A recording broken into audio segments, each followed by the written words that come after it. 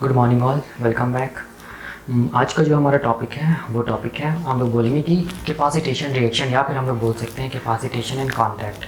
ठीक है, ये सेकेंड सीक्वेंशियल इवेंट होता है इन केस ऑफ क्या चीज़, ममेलियन फर्टिलाइजेशन, या फिर हम लोग बोल सकते हैं इंटरनल फर्टिलाइजेशन। जो फर्स्ट सीक्वेंशियल इवेंट था वो क्या था, इनकाउंटर ऑफ गैमेट्स, और ये हम लोग देख चुके हैं। तो ये सेकेंड सीक्वेंशियल इवेंट है। ठीक है, तो ये क्या होता है ये हम लोग देखेंगे अभी। ठीक है, तो सबसे पहले हम लोग ये देखेंगे कि कैपेसिटेशन रिएक्शन होता क्या, या फिर हम लोग बोलेंगे कि ये कैपेसिटेशन होता क्या। तो देखो, इसको ऐसे करके हम लोग समझते हैं क्या चीज़, ये बहुत ईजी है। देखो, अगर हम लोग फीमेल रिप्रोडक्टिव सिस्टम को देखेंगे ना, तो फीमेल रिप्रोडक्टिव सिस्टम को अगर हम लोग देखेंगे तो यही स्ट्रक्चर होता है फीमेल रिप्रोडक्टिव सिस्टम का। ठीक है, ये क्या चीज़ होगी, हम लोग बोलेंगे ये हो गया ओवरी, इस तरह भी होगा। ठीक, यही हो गया। तो ये क्या चीज़ हो गया, हम लोग बोलेंगे ओवरी हो गया। ये क्या चीज़ हो गया, फैलोपियन ट्यूब हो गया। ये क्या चीज़ हो गया, यूटेरस हो गया। ये क्या चीज़ हो गया, सर्विक्स हो गया। ये क्या चीज़ हो गया, हम लोग बोलेंगे वेजाइना हो गया। ठीक है, तो देखो यहाँ पर ध्यान देने वाला बात है, ये जो फैलोपियन ट्यूब है ना, यहाँ से यहाँ तक, ये जो फैलोपियन ट्यूब है यहाँ से लेके यहाँ तक, उस फैलोपियन ट्यूब का भी हम लोग बोलेंगे कुछ पार्ट्स होता है। जैसे कि हम लोग बोलेंगे ये वाला पार्ट को हम लोग क्या बोलते हैं, ये वाला पार्ट को हम लोग बोलते हैं इनफंडिबुलम। ठीक है, ये हम लोगों ने देखा है। और उसके बाद हम लोग बोलेंगे ये पार्ट को हम लोग बोलेंगे क्या चीज़, एम्पुला। और ये वाला पार्ट को हम लोग क्या बोलेंगे, इस्थमस। यही कॉन्सेप्ट है ना। तो जो इनफंडिबुलम होता है ना, वो हम लोग बोलेंगे शॉर्ट पार्ट होता है। ठीक है ना, यहाँ से लेके यहाँ तक, ये क्या हो गया, इनफंडिबुलम। एम्पुला हो गया, यहाँ से हम लोग बोलेंगे यहाँ तक क्या हो गया, हम लोग बोलेंगे एम्पुला हो गया। और यहाँ से यहाँ तक क्या हो जाएगा, हम लोग बोलेंगे इस्थमस हो जाएगा। ठीक है, ये वाला इस्थमस, ये एम्पुला, ये हम लोग बोलेंगे इनफंडिबुलम। ये क्या चीज़ है, फिम्ब्री। और ये क्या चीज़ है, हम लोग बोलेंगे ओवरी। यही कॉन्सेप्ट है ना।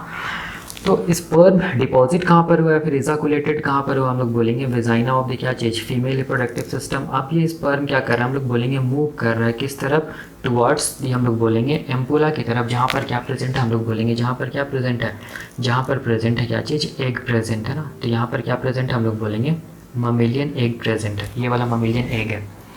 ठीक है, तो यहाँ पर ध्यान से देखो, यहाँ पर क्या चीज़ हम लोग बोलेंगे, स्पर्म मूव कर रहा है। ठीक है, ट्रांसलोकेट कर रहा है स्पर्म। तो यहाँ पर देखो, ये वाला जो पार्ट है ना, ये वाला पार्ट, इसको हम लोग बोलते हैं ये वाला पार्ट। ये वाला पार्ट को हम लोग बोलते हैं क्या चीज़, यहाँ से क्या स्टार्ट हो रहा है, एम्पुला स्टार्ट हो रहा है यहाँ से यहाँ तक। ठीक है, और यहाँ पर हम लोग बोलेंगे यहाँ से क्या स्टार्ट हो रहा है, हम लोग बोलेंगे इनफंडिबुलम स्टार्ट हो रहा है। इनफंडिबुलम यहाँ पर खत्म हो रहा है और यहाँ पर एम्पुला स्टार्ट हो रहा है। तो ये पार्ट को हम लोग बोलेंगे junction between infundibulum and ampulla, या फिर बोल सकते हैं ये it is the end of क्या चीज़, इनफंडिबुलम, एंड बिगनिंग ऑफ क्या चीज़, हम लोग बोलेंगे एम्पुला। यही जो पार्ट होता है ना, इसी पार्ट पे क्या प्रेजेंट होता है, हम लोग बोलेंगे क्या प्रेजेंट होता है, एग प्रेजेंट होता है। ठीक है, और यहीं पर क्या होता है, हम लोग बोलेंगे फर्टिलाइजेशन होता है। इसको याद रखना। तो अब क्या होगा, देखो, जैसे ही हम लोग बोलेंगे स्पर्म, जैसे ही स्पर्म स्थमस वाले एरिया में इंटर कर गया, देखो यहाँ पर क्या चीज़ हो गया, स्थमस वाला एरिया में स्पर्म इंटर कर गया, तो ये स्पर्म का जो वेलोसिटी होता है ना, वो वेलोसिटी क्या हो जाता है, हम लोग बोलेंगे स्लो हो जाता है। ठीक है, जैसे हम लोग बोलेंगे स्पर्म स्थमस वाले एरिया पे पहुंच गया, तो वेलोसिटी क्या होने लगता है, हम लोग बोलेंगे स्पर्म का स्लो होने लगता है। और जब वो हम लोग बोलेंगे स्पर्म कहाँ तक पहुंच जाएगा, हम लोग बोलेंगे एम्पुला वाले एरिया तक पहुंच जाएगा, तो वेलोसिटी एकदम कम हो जाता है स्पर्म का। ठीक है, तो अब यहाँ पर वेलोसिटी कम ये बता रहा है, ये इंडिकेट कर रहा है कि ये जो स्पर्म है ना, उस स्पर्म में क्या होगा, कुछ चेंजेस आएगा, जिसको हम लोग बोलते हैं फिजियोलॉजिकल चेंजेस। और ये चेंजेस कहाँ पर है, हम लोग बोलेंगे कहाँ पर, स्थमस में, जहाँ पर वेलोसिटी स्लो हुआ था, या फिर हम लोग बोलेंगे जैसे स्पर्म कहाँ तक पहुँच गया, हम लोग बोलेंगे एम्पुला पार्ट में इंटर किया, तो वहाँ पर क्या आने लगेगा, हम लोग बोलेंगे चेंजेस आने लगेगा स्पर्म में। ठीक है, और ये चेंजेस आएगा जिसको हम लोग बोलेंगे फिजियोलॉजिकल चेंजेस। तब जो स्पर्म बनेगा ना, या फिर स्पर्म जो होगा, उसको हम लोग बोलेंगे क्या चीज़, मेच्योर्ड स्पर्म, या फिर हम लोग बोलेंगे कॉम्पिटेंट स्पर्म, या फिर हम लोग बोलेंगे क्या चीज़, कैपेसिटेटेड स्पर्म। मतलब ये स्पर्म के पास अब कैपेसिटी आ गया है कि ये स्पर्म क्या चीज़ को पेनिट्रेट कर सकता है, फिर क्या चीज़ को फर्टिलाइज कर सकता है, हम लोग बोलेंगे एग को फर्टिलाइज कर सकता है। तो जो भी चेंजेस आता है स्पर्म में, ठीक है, ताकि वो क्या कर सके, एग को फर्टिलाइज कर सके। उसी फिजियोलॉजिकल चेंज को ही हम लोग क्या बोलते हैं, कैपेसिटेशन, या फिर हम लोग बोलते हैं क्या चीज़, कैपेसिटेशन रिएक्शन। तो मैंने वही लिखा है यहाँ पर, देखो मैंने यहाँ पर यही लिखा है कि जो भी कैपेसिटेशन होता है वो कैपेसिटेशन एक फिजियोलॉजिकल चेंजेस होता है, या फिर हम लोग बोल सकते हैं फिजियोलॉजिकल चेंजेस जो स्पर्म में होता है विद इन दी, कहाँ हम लोग बोलेंगे, with in the female genital tract. Mostly हम लोग बोल सकते हैं यूटेराइन ट्यूब, या फिर हम लोग बोल सकते हैं क्या चीज़, फेलोपियन ट्यूब।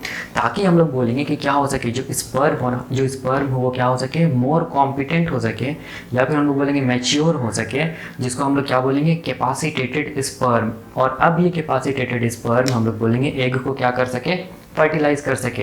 तो ये जो फिजियोलॉजिकल चेंजेस जो स्पर्म के अंदर हो रहा है, इसी फिजियोलॉजिकल चेंज को हम लोग क्या बोलते हैं, कैपेसिटेशन। ठीक है, और एक चीज़ यहाँ पर याद रखना कि ये जो कैपेसिटेशन होता है, कैपेसिटेशन यहाँ से लेके यहाँ तक हम लोग बोलेंगे कैपेसिटेशन है। तो कैपेसिटेशन को होने के लिए कितना घंटा लगता है, तो हम लोग बोलेंगे 7 आवर्स लगता है। ठीक है, कैपेसिटेशन कंप्लीट होने में, मतलब ये जो फिजियोलॉजिकल चेंज होने में कितना समय लगता है, 7 आवर्स लगता है। इसका मतलब हो गया कि अगर कोई स्पर्म, हम लोग बोलेंगे अगर कोई स्पर्म एग तक अगर पहुंच भी गया तो वो एग को फर्टिलाइज नहीं कर पाएगा। तब कितना समय के लिए फर्टिलाइज नहीं कर पाएगा, हम लोग बोलेंगे 7 आवर्स तक ये फर्टिलाइज नहीं कर पाएगा, क्योंकि जो कैपेसिटेशन रिएक्शन होता है उसको कंप्लीट होने के लिए कितना समय लगता है, 7 आवर्स लगता है। तभी जाके हम लोग बोलेंगे कि वो स्पर्म क्या कर पाएगा, एग को फर्टिलाइज कर पाएगा। तो ये जो भी सेट ऑफ फिजियोलॉजिकल चेंजेस जो स्पर्म के अंदर होता है, इसी को हम लोग क्या बोलते हैं, इसी को हम लोग बोलते हैं क्या चीज़, कैपेसिटेशन रिएक्शन, या फिर हम लोग बोल सकते हैं कैपेसिटेशन। देखो इसको हम लोग दूसरे तरीके से भी समझते हैं। ठीक है, देखो कैसे समझते हैं, इसको मैं मिटा रहा हूँ यहाँ पर। तो मैं जो फीमेल रिप्रोडक्टिव सिस्टम है उसको मैं इलाज करके बना रहा हूँ यहाँ पर। ठीक है ना, ये क्या चीज़ हो गया, हम लोग बोलेंगे ये वाला पार्ट क्या चीज़ हो गया, वेजाइना हो गया, सर्विक्स हो गया, ये यूटेरस हो गया। ये वाला पार्ट क्या हो गया, हम लोग बोलेंगे क्या चीज़ हो गया, फेलोपियन ट्यूब। यहाँ से यहाँ क्या चीज़ हो गया, फेलोपियन ट्यूब। ये क्या चीज़ हम लोग बोलेंगे, ओवरी है, और ये फिंगर लाइक जो प्रोजेक्शन है उसको हम लोग क्या बोलेंगे, फिमरी। फेलोपियन ट्यूब का भी 3 पार्ट था, एक क्या था, इनफंडिबुलम। ठीक है, नियर क्या चीज़, फिमरी, ये सामने वाला पार्ट इनफंडिबुलम। उसके बाद क्या, एम्पुला। उसके बाद क्या चीज़ हम लोग बोलेंगे, स्थमस। ये तीनों को मिला के हम लोग क्या बोलेंगे, फेलोपियन ट्यूब। एग प्रेजेंट कहाँ होता है, एम्पुला में रहता है। फर्टिलाइजेशन कहाँ पर होता है, हम लोग बोलेंगे एम्पुला में होता है। लेकिन एग प्रेजेंट कहाँ पर होगा, हम लोग बोलेंगे just at the end of क्या चीज़, इनफंडिबुलम, या फिर हम लोग बोलेंगे जस्ट बिगिनिंग ऑफ क्या चीज़, एम्पुला। यहाँ पर क्या प्रेजेंट है, एग प्रेजेंट है। ठीक है ना, तो कैपेसिटेशन को देखो ऐसे करके हम लोग समझते हैं। यहाँ पर जैसे ही हम लोग बोलेंगे स्पर्म कहाँ आ गया, हम लोग बोलेंगे स्थमस वाले एरिया पे पहुंच गया। देखो, तो उस टाइम पे हम लोग बोलेंगे स्पर्म का वेलोसिटी क्या होने लगेगा, स्लो होने लगेगा। ठीक है, और वेलोसिटी स्लो होने लगेगा। और जैसे ही हम लोग बोलेंगे कि देखो ये जो स्पर्म स्थमस को क्रॉस करके हम लोग बोलेंगे एम्पुला में इंटर कर गया। देखो यहाँ पर जैसे ही एम्पुला में ये स्पर्म इंटर कर रहा होता है, उस टाइम पे इसका वेलोसिटी टोटली स्लो हो जाता है। और ये वेलोसिटी स्लो इसीलिए हो जाता है ताकि स्पर्म को क्या मिल सके, समय मिल सके, और इसमें क्या आ सके, हम लोग बोलेंगे क्या आ सके, फिजियोलॉजिकल चेंजेस आ सके। और ये फिजियोलॉजिकल चेंजेस जो आ रहा है स्पर्म में, इसी फिजियोलॉजिकल चेंज को ही हम लोग क्या बोलते हैं, इसी फिजियोलॉजिकल चेंज को हम लोग बोलते हैं क्या चीज़, कैपेसिटेशन, या फिर हम लोग बोलेंगे क्या चीज़, कैपेसिटेशन रिएक्शन। ठीक है, और फिजियोलॉजिकल चेंज आने के बाद जो स्पर्म बनता है उसको हम लोग क्या बोलेंगे, उसको हम लोग बोलेंगे कैपेसिटेटेड स्पर्म, या फिर इसको हम लोग क्या बोलेंगे, यहाँ पर लिख रहा हूँ, ये वाला स्पर्म क्या हो जाएगा, कैपेसिटेटेड स्पर्म, या फिर हम लोग बोलेंगे इसको क्या चीज़, मैच्योर्ड स्पर्म, या फिर हम लोग इसको बोलेंगे एक्टिव स्पर्म। इसको कैपेसिटेटेड या मैच्योर्ड या फिर एक्टिव स्पर्म इसीलिए बोल रहे हैं क्योंकि इसमें क्या आ चुका है, हम लोग बोलेंगे कैपेसिटी आ चुका है, किसको पेनिट्रेट करने के लिए, फिर किसको फर्टिलाइज करने के लिए, हम लोग बोलेंगे एग को फर्टिलाइज करने के लिए। तो ये जो सेट ऑफ इवेंट जो होता है या फिर फिजियोलॉजिकल चेंजेस जो होता है किसमें, स्पर्म में, इसी को हम लोग क्या बोलते हैं, कैपेसिटेशन रिएक्शन, या फिर हम लोग बोलेंगे क्या चीज़, कैपेसिटेशन। ठीक है, ध्यान से देखो यहाँ पर कैपेसिटेशन रिएक्शन, या फिर हम लोग बोलेंगे फिजियोलॉजिकल चेंज होने के लिए हम लोग बोलेंगे कितना समय लगता है, तो कितना समय लगता है, तो हम लोग बोलेंगे 7 आवर्स का क्या लगता है, समय लगता है। इसका मतलब अगर हम लोग बोलेंगे जो सबसे फास्टेस्ट जो स्पर्म है, सबसे फास्टेस्ट स्पर्म जो है वो कहाँ तक पहुँचता है, हम लोग बोलेंगे एम्पुला तक पहुँचता है। उसको पहुँचने में कितना समय लगता है, 5 मिनट्स का टाइम लगता है। ठीक है, हालांकि स्पर्म 5 मिनट्स में कहाँ तक पहुँच सकता है, हम लोग बोलेंगे एम्पुला तक पहुँच सकता है, लेकिन ये स्पर्म कभी भी एग को फर्टिलाइज नहीं कर पाएगा अनटिल एंड अनलेस कि जब तक इस स्पर्म में क्या चीज़ नहीं हो जाए, हम लोग बोलेंगे फिजियोलॉजिकल चेंजेस नहीं हो जाए, या फिर हम लोग बोलेंगे क्या नहीं हो जाए, कैपेसिटेशन रिएक्शन नहीं हो जाए। और इसको होने में क्या लगता है, 7 आवर्स लगता है। ठीक है, तो कोई भी स्पर्म अगर एग तक पहुंचता है तो वो कभी भी एग को फर्टिलाइज नहीं कर पाएगा। कब तक फर्टिलाइज नहीं कर पाएगा, हम लोग बोलेंगे 7 आवर्स तक नहीं फर्टिलाइज कर पाएगा। कि 7 आवर्स का टाइम लगता है क्या चीज़ में, हम लोग बोलेंगे स्पर्म को स्पर्म को कैपेसिटेटेड स्पर्म बनने में। ठीक है, तभी हम लोग बोलेंगे कि स्पर्म क्या चीज़ को फर्टिलाइज कर पाएगा, एग को फर्टिलाइज कर पाएगा।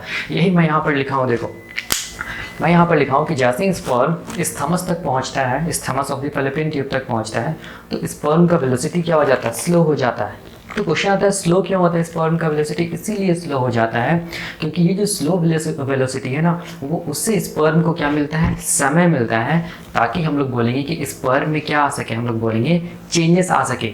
और वो चेंजेस आने के बाद जो स्पर्म मतलब रहता है उसको हम लोग क्या बोलेंगे, मैच्योर्ड, या फिर हम लोग बोलेंगे क्या चीज़, कॉम्पिटेंट, या फिर हम लोग बोलेंगे क्या चीज़, कैपेसिटेटेड स्पर्म, ताकि वो क्या कर सके, ओवम को फर्टिलाइज कर सके। इसी फिजियोलॉजिकल जो चेंजेस होता है उसी को हम लोग क्या बोलते हैं, कैपेसिटेशन, या फिर हम लोग बोल सकते हैं क्या चीज़, कैपेसिटेशन रिएक्शन। तो इसको हम लोग इसको मैं डायग्राम से समझाया हूँ यहाँ पर। ठीक है, तो अब क्वेश्चन आता है कि आखिर ऐसा क्या क्या चेंजेस आता है किसमें, स्पर्म में, जिसके कारण ये क्या हो जाता है, हम लोग बोलेंगे मैच्योर्ड हो जाता है, या फिर इसको हम लोग क्या बोलेंगे, कैपेसिटेटेड हो जाता है। ठीक है, तो वो चेंजेस क्या होता है और वो किसके कारण होता है वो देखेंगे अभी हम लोग नेक्स्ट। Thank you.